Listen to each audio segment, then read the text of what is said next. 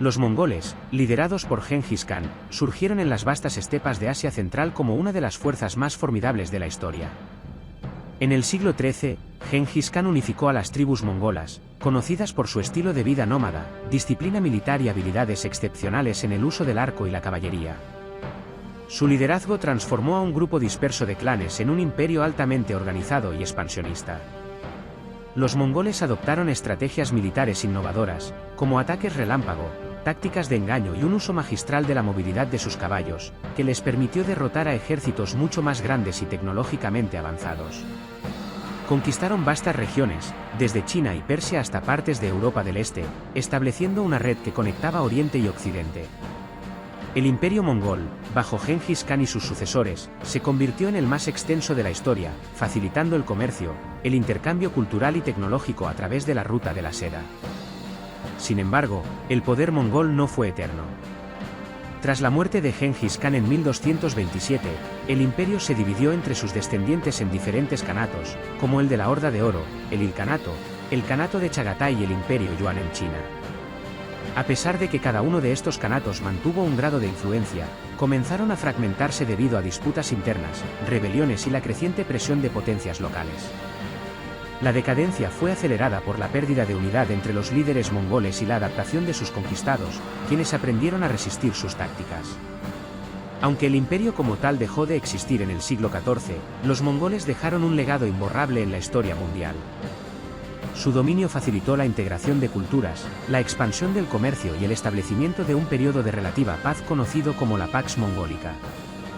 Hoy, Gengis Khan es recordado en Mongolia como un héroe nacional y símbolo de unidad, mientras que el impacto del imperio mongol sigue siendo objeto de estudio y admiración.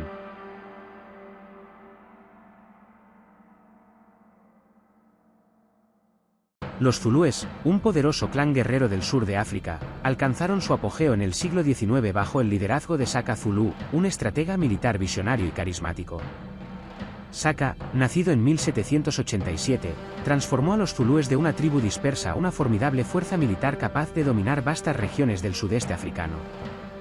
Introdujo innovaciones tácticas revolucionarias, como el uso del vikilva, una lanza de combate corta y eficiente, diseñada para peleas cuerpo a cuerpo. Además, implementó el famoso cuerno del búfalo, una estrategia de formación en la que las tropas envolvían y destruían al enemigo en un movimiento envolvente.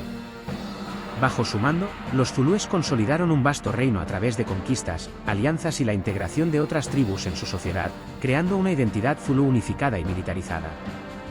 Su liderazgo marcó el inicio del periodo conocido como el Fekane, una era de migraciones y conflictos en el sur de África desencadenada por las expansiones zulúes. A pesar de su genio militar, el ascenso de Shaka y los zulúes no estuvo exento de controversias y desafíos. Internamente, su gobierno fue percibido como autoritario, lo que generó tensiones dentro de su círculo cercano. En 1828, Shaka fue asesinado por sus medio hermanos, quienes tomaron el poder y continuaron el legado militar del reino zulú. Sin embargo, las siguientes generaciones se enfrentaron nuevos retos, incluyendo el avance de las fuerzas coloniales británicas y bóeres. La resistencia zulú culminó en eventos épicos como la batalla de Isandlwana en 1879, donde los zulúes lograron una victoria histórica contra los británicos, demostrando su valentía y habilidades tácticas. Sin embargo, su tecnología limitada no pudo resistir el poderío militar europeo, y el reino zulú fue eventualmente subyugado y anexado al Imperio Británico. A pesar de su declive político, el legado de Shaka y los zulúes persiste como un símbolo de resistencia, orgullo cultural y brillantez táctica en la historia de África.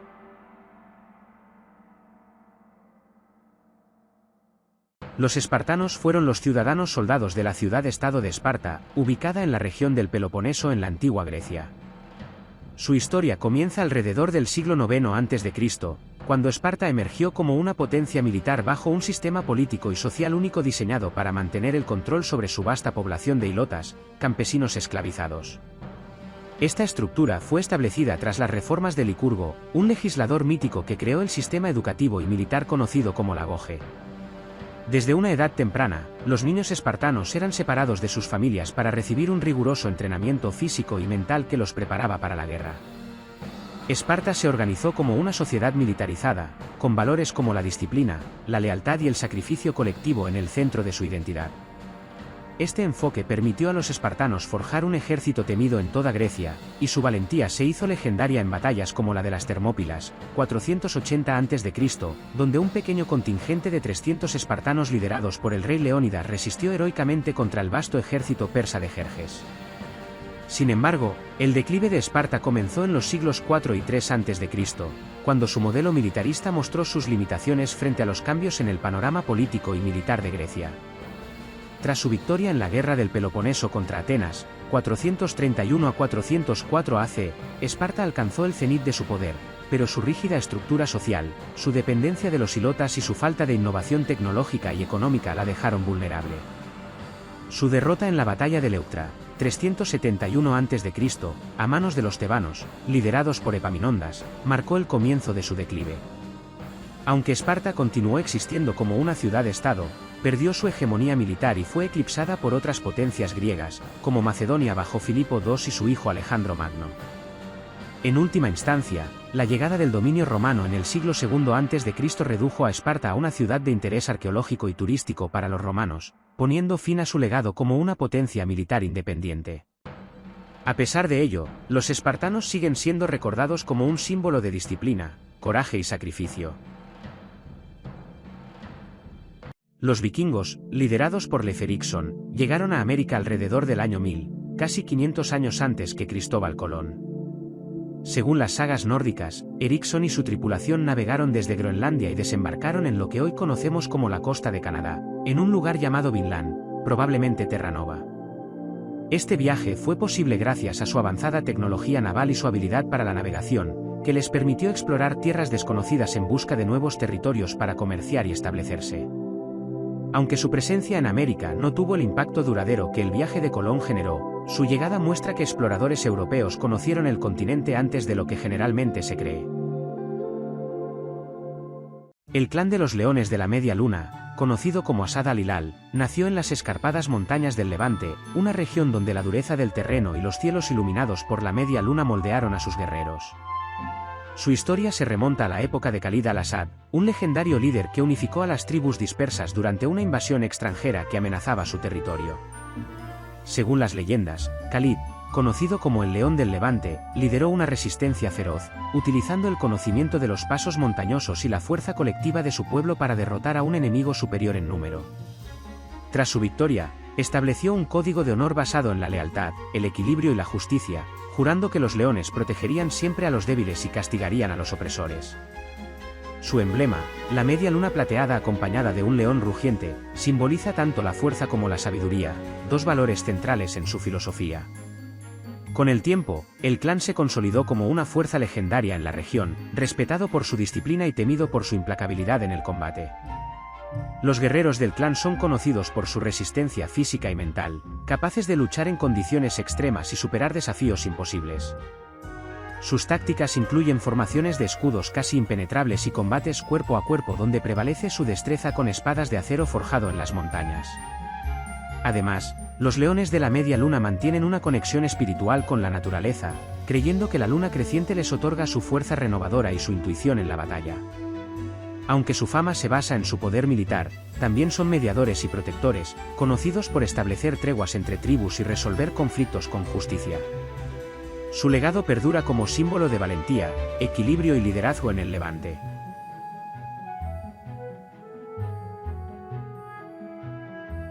Los clanes gaélicos de Escocia e Irlanda representan una de las estructuras sociales y militares más icónicas de la historia celta.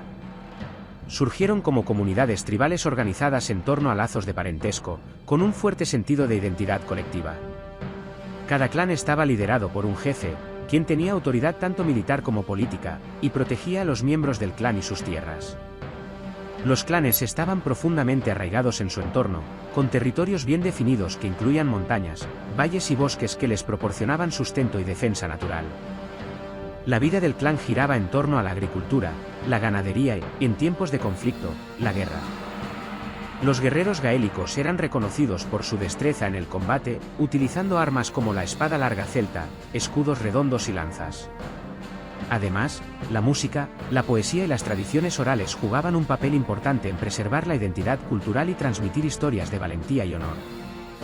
La resistencia gaélica fue puesta a prueba durante las invasiones y ocupaciones vikingas, normandas e inglesas.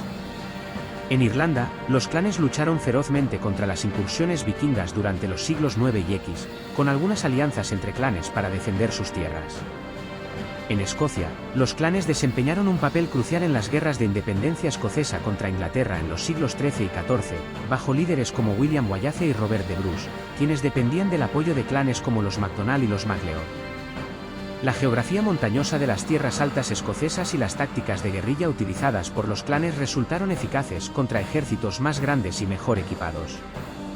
Sin embargo, los conflictos internos entre clanes a menudo debilitaron su resistencia colectiva, lo que facilitó las divisiones internas y, eventualmente, la influencia externa. El declive de los clanes gaélicos comenzó en el período moderno temprano, con la consolidación del poder real en Escocia e Irlanda. La derrota en la batalla de Culloden en 1746 marcó un punto de inflexión, ya que el sistema de clanes escoceses fue desmantelado sistemáticamente por el gobierno británico. Las leyes represivas prohibieron elementos clave de la cultura gaélica, como el uso del idioma gaélico, los tartanes y las armas tradicionales. En Irlanda, los clanes enfrentaron un proceso similar de debilitamiento debido a las colonizaciones inglesas y el desplazamiento forzado de tierras. A pesar de su declive político y militar, los clanes gaélicos dejaron un legado profundo, preservado en la música, la literatura y las tradiciones populares. Hoy, los nombres de los clanes, sus historias y sus símbolos continúan siendo una fuente de orgullo cultural para las comunidades gaélicas y un recordatorio de su valentía y resistencia frente a siglos de adversidad. Los hunos fueron un pueblo nómada de Asia Central que emergió como una fuerza formidable en la historia entre los siglos IV y V después de Cristo, originalmente provenientes de las estepas euroasiáticas. Comenzaron su expansión hacia el oeste empujados por cambios climáticos, la búsqueda de pastos y conflictos con otros pueblos nómadas. Sus primeras incursiones en Europa Oriental desestabilizaron a tribus germánicas como los godos, quienes, a su vez, buscaron refugio dentro del Imperio Romano, iniciando un periodo de migraciones conocido como las invasiones bárbaras. Los hunos eran temidos por su habilidad en la caballería, su destreza con el arco compuesto y sus tácticas de guerra relámpago que les permitían superar a enemigos más grandes y organizados. Para el siglo V, bajo el liderazgo de poderosos jefes, los hunos se consolidaron como una amenaza seria para los imperios establecidos. El apogeo de los hunos llegó con Atila, quien se convirtió en su líder en 434 después de Cristo. Junto a su hermano Bleda, gobernó un vasto territorio que se extendía desde el río Danubio hasta Asia Central. Después de eliminar a su hermano, Atila consolidó su poder y emprendió una serie de invasiones devastadoras tanto en el Imperio Romano de Oriente como en el de Occidente. Aunque fracasó en su intento de conquistar Constantinopla debido a las sólidas defensas de la ciudad, obligó al emperador de Oriente a pagar tributos masivos. En Occidente, Atila lideró campañas por la Galia y el norte de Italia, causando destrucción y caos, pero fue detenido en la batalla de los Campos Cataláunicos en 451 después de Cristo por una coalición de romanos y visigodos. A pesar de este revés, su influencia y el temor que inspiraba seguían intactos, hasta su muerte en 453 después de Cristo, aparentemente debido a una hemorragia interna durante la celebración de su matrimonio. Tras la muerte de Atila, el imperio huno se desmoronó rápidamente. Sin su liderazgo carismático y la disciplina que él imponía, los hunos se enfrentaron a rebeliones internas y la resistencia de los pueblos sometidos. En 454 después de Cristo, fueron derrotados por una coalición de tribus germánicas en la batalla del río Nedao, marcando el colapso definitivo de su hegemonía en Europa. Los hunos, incapaces de mantener la cohesión sin un líder central fuerte, se dispersaron y se integraron en otros grupos étnicos o regresaron a las estepas asiáticas. Aunque su dominio fue breve, su impacto fue profundo, contribuyendo al declive del Imperio Romano y dejando un legado de miedo y respeto en la historia militar. Atila, en particular, sigue siendo una figura emblemática, recordado como el Gazote de Dios por su implacable ferocidad y el poder que ejerció sobre el destino de Europa.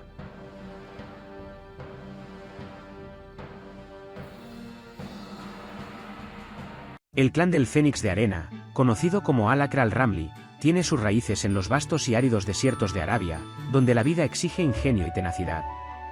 Su origen se remonta a hace siglos, cuando Malik Insar, un guerrero desterrado y al borde de la muerte, fue atrapado en una tormenta de arena sin esperanza de sobrevivir.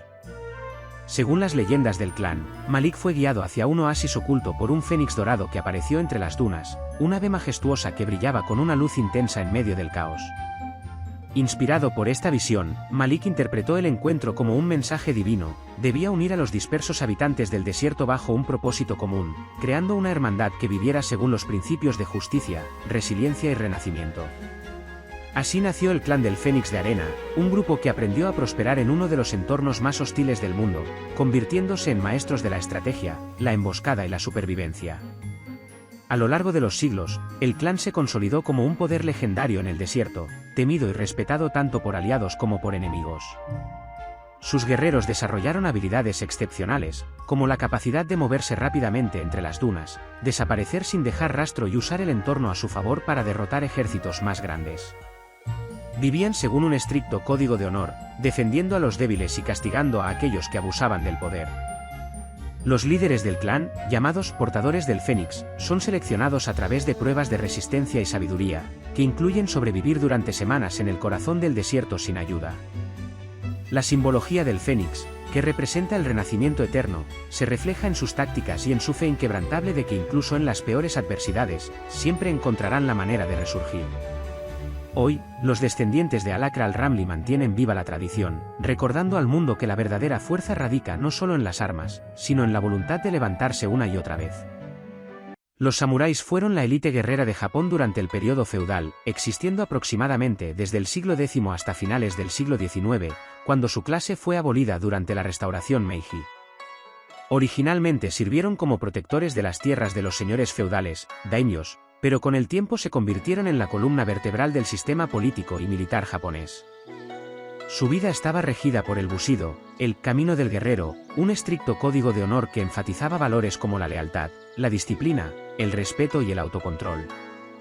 Además de ser expertos en combate con armas como la katana, los samuráis también estudiaban literatura, caligrafía y estrategia militar, convirtiéndose en figuras no solo de fuerza, sino también de cultura y sabiduría.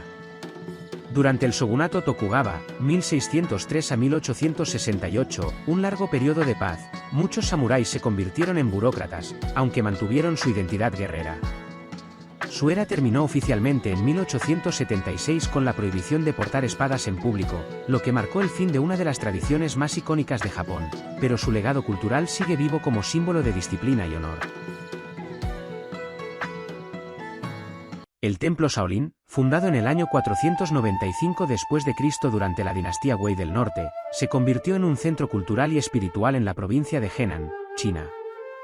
Inicialmente dedicado a la práctica y enseñanza del budismo, su conexión con las artes marciales surgió gracias al monje indio Bodhidharma, Damo, quien introdujo ejercicios físicos y meditaciones que fortalecieron a los monjes tanto física como mentalmente. Estos métodos, conocidos como los 18 movimientos del Lohan, sentaron las bases del Kung Fu Shaolin, combinando la filosofía budista con la disciplina marcial. Esta simbiosis permitió que los monjes desarrollaran habilidades marciales excepcionales, no solo para protegerse de bandidos y saqueadores, sino también como una forma de profundizar en su espiritualidad, haciendo de ellos la encarnación del ideal del monje guerrero. Durante la dinastía Tang, 618 a 907 DC, los guerreros Shaolin ganaron fama por su intervención en la política militar. En el año 621 después de Cristo, se aliaron con el emperador Tang Taizong en la lucha contra el señor de la guerra Wan Sichon. En esta batalla, los monjes demostraron su extraordinaria habilidad en combate, asegurando una victoria decisiva que consolidó el poder de los Tang. Como recompensa, el emperador otorgó al templo Shaolin privilegios y tierras, lo que no solo fortaleció su posición, sino que también los convirtió en una fuerza militar reconocida. A partir de este evento, los guerreros Shaolin se convirtieron en figuras legendarias, siendo llamados para defender la justicia y proteger la estabilidad del imperio en diversas ocasiones. A lo largo de los siglos, el Kung Fu Shaolin evolucionó, incorporando movimientos inspirados en la naturaleza, como los estilos del tigre, la grulla y el dragón, junto con técnicas filosóficas del budismo Chan, Zen. Este arte no solo perfeccionaba el cuerpo, sino que también entrenaba la mente a través de la meditación, permitiendo a los monjes actuar con precisión, serenidad y control en situaciones de peligro. Los guerreros Shaolin no solo destacaban en combate cuerpo a cuerpo, sino también en el uso de armas tradicionales como el bastón, la espada y la lanza. Su estilo de lucha, Con su enfoque en la armonía entre mente y cuerpo, no solo los hizo temidos, sino también respetados como maestros del arte marcial y guardianes de la sabiduría espiritual. Sin embargo, su prominencia también los llevó a enfrentarse a conflictos políticos. Durante la dinastía en el siglo XVII, el templo Shaolin fue atacado y parcialmente destruido debido a su participación en rebeliones contra el régimen. Aunque reconstruido, nunca recuperó del todo su antigua gloria. A pesar de esto, el legado de los guerreros Shaolin perdura hasta hoy como un símbolo de disciplina, equilibrio y resistencia.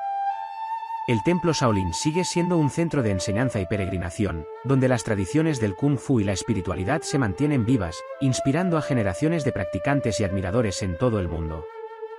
Su historia es un testimonio de la unión entre la filosofía, la cultura y la destreza marcial.